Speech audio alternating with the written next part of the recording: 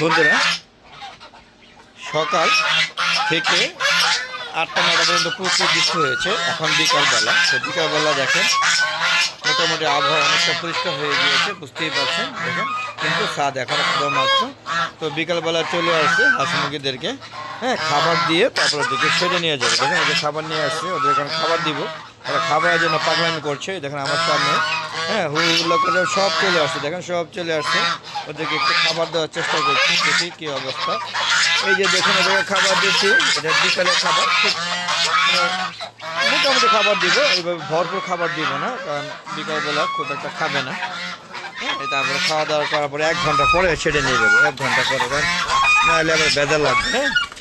দেখতে পাচ্ছেন এই দেখেন, এই দেখেন ঝগড়া শুরু করে দিয়েছে। ওদের মেন খাবারের জায়গা যেটা সেটা দিয়ে আসি, 4 জায়গায় খাবার দিতে হয়। এই যে এই জায়গায় খাবার দিব এখন, এই যে এই জায়গায় খাবার দিব, তাহলে ওরা ভাগ করে খাবে। দেখেন এখন মুরগি যাবে, যেখানে মুরগি, এই যে দেখেন মুরগি খাওয়া শুরু করছে, এখানে মুরগি খাচ্ছে। বৃষ্টি হচ্ছে, প্রতিদিনই বৃষ্টি হচ্ছে।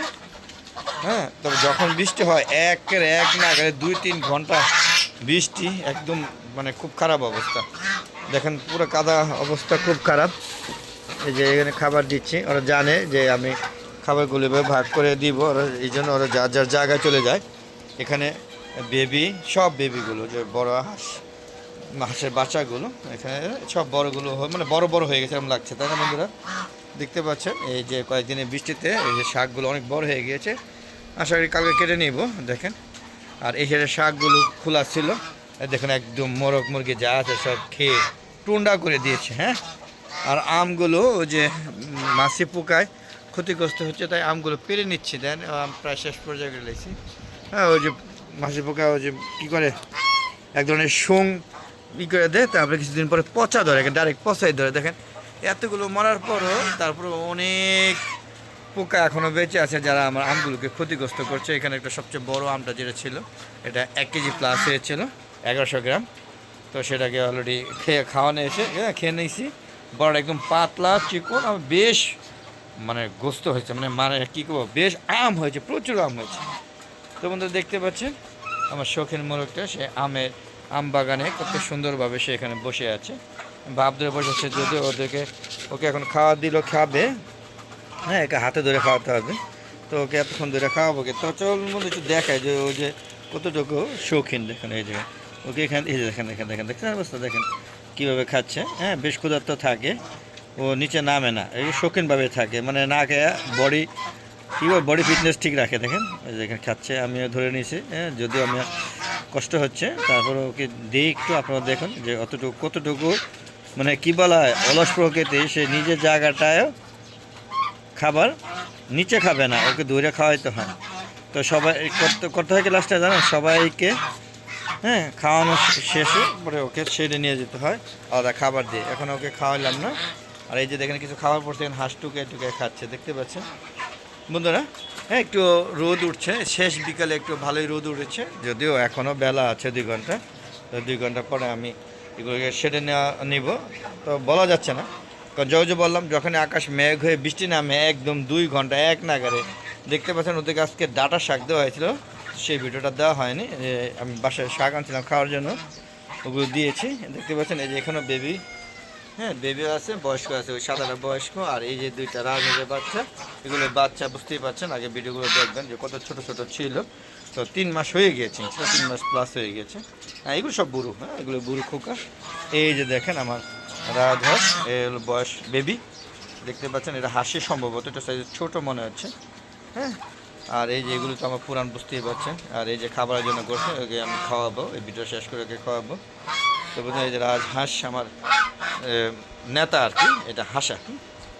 আর এই যে দেখেন রাজহাঁসের বাচ্চাগুলো সব এখানে খাচ্ছে। তো বন্ধু চলুন শেডে যাই, যদিও একদম নোংরা হয়ে গিয়েছে, এক নাগারে বৃষ্টি হচ্ছে, এবং মুরগিগুলো দেখলাম বেশ অসুস্থ হয়ে গেছে। এই যে এখানে ট্রিটমেন্ট চলছে, দেখেন এগুলি সবই অসুস্থ হয়ে গেছে। এই যে এক নাগারে বৃষ্টির কারণে ঠান্ডা লেগে গেছে, দেখেন সবগুলো অসুস্থ হয়ে গেছে।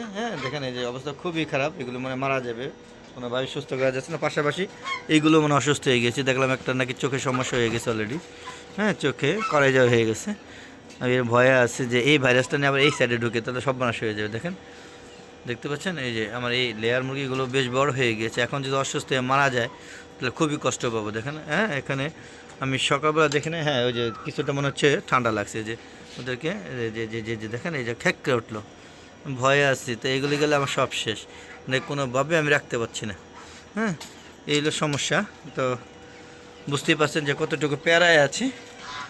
হ্যাঁ, তো যাক, মানে এই বাচ্চাগুলো যখন একটু পজিশনে আসে তখন অসুস্থ হয়ে যায়, এই জিনিসটা আমি একটু ভয়ের মধ্যে থাকি।